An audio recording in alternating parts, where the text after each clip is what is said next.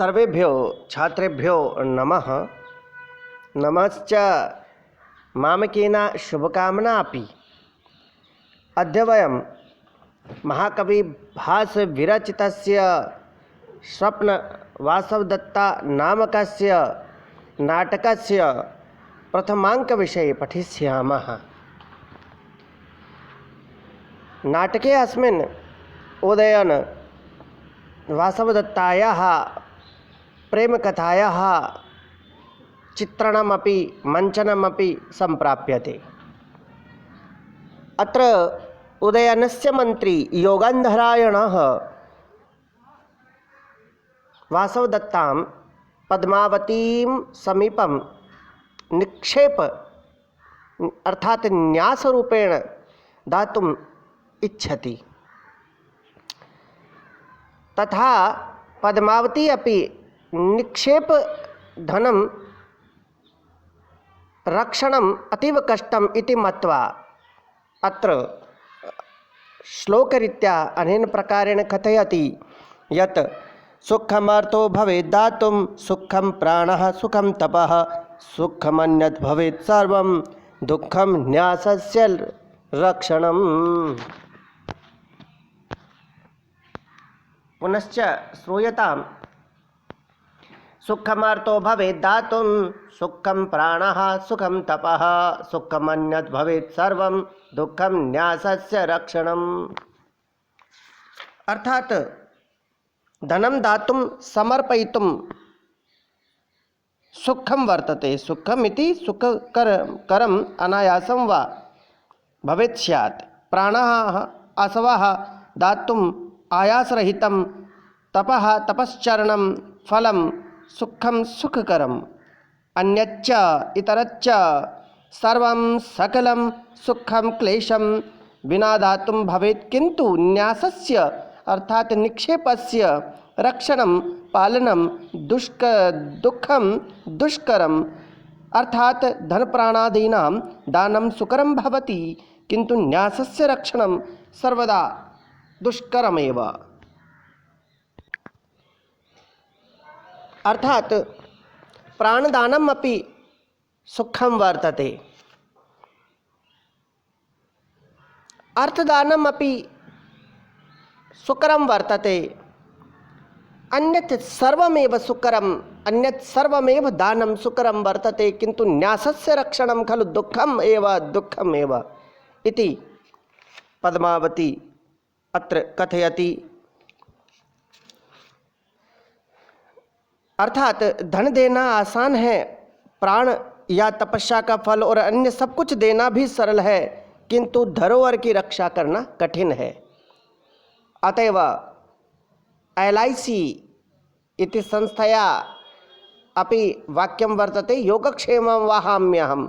योगः अलब्धस्य लाभो योगः क्षेमश्च लब्धस्य रक्षणं क्षेमः।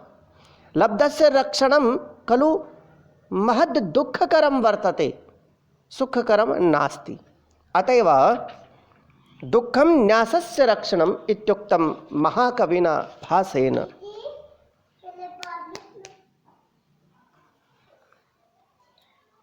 कोशश्च पुंसि भुम्न्यसवः प्राणः इत्यमरः।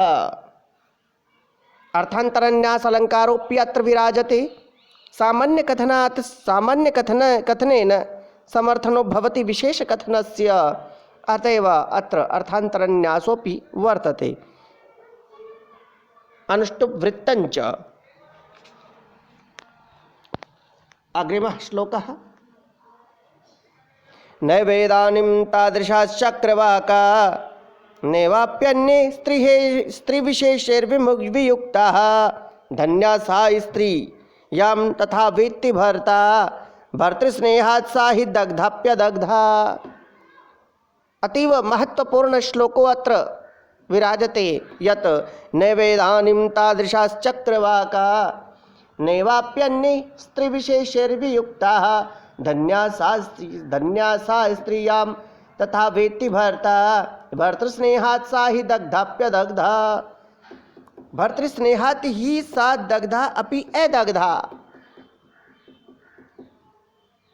संस्कृत व्याख्या अत्र अस्य श्लोकस्य इदानीम् अस्मिन् समये तादृशः उदयनसदृशाः चक्रवाकाः कोकाः न सन्ति स्त्रीविशेषैर्विशिष्टो योषिद्भिः वियुक्ताः विरहिताः अन्ये अपि इतरे अपि जनाः नैव तादृशाः द्वरः व्यतीता न सन्ति। सा स्त्री योषिता धन्या अभिनन्दनीया यां नारीं भर्ता पतिः तथा तेन प्रकारे स्नेहातिशयेन वेत्ति मन्यते हि निश्चयेन भर्तृस्नेहात् पत्युः प्रेम्णा दग्धा अपि भस्मीभूता अपि सा नारी अदग्धा न भस्मीभूता जीविता वर्तते। भ्रांतिमाल अलंकारोऽपि अत्र विराजते। अस्य अर्थे खलु इस समय राजा उदयन के समान न तो चकवे हैं न ही विशिष्ट रमणियों से वियुक्त हुए अन्य कोई हैं। वह स्त्री धन्य है जिसे उसका पति इतना चाहता है। निस्संदेह पति के प्रेम के कारण ही वह स्त्री जली हुई भी नहीं जली है। अर्थात दग्धा अपि अदग्धा वर्तते। अर्थात खलु मृता अपि सा प्रेम्णा न मृता।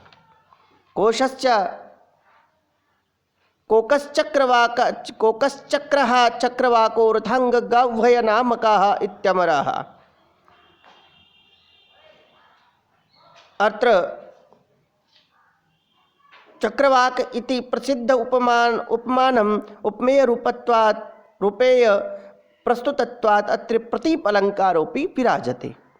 प्रतीपस्य लक्षणं प्रतीपमुपमानस्य उपमेयत्व प्रकल्पनं दग्धाप्यदग्धा इति कथनात् विरोधाभास अलंकारो अपि अस्ति यत् सा दग्धा अस्ति किंतु हृदये सा अदग्धा वर्तते। अत्र विरोधाभास अलंकारः शालिनी छन्दो अपि अत्र अस्ति। तल्लक्षणं खलु मातौ गौचैच्छालिनी वेदलोकैः। धन्यवादः।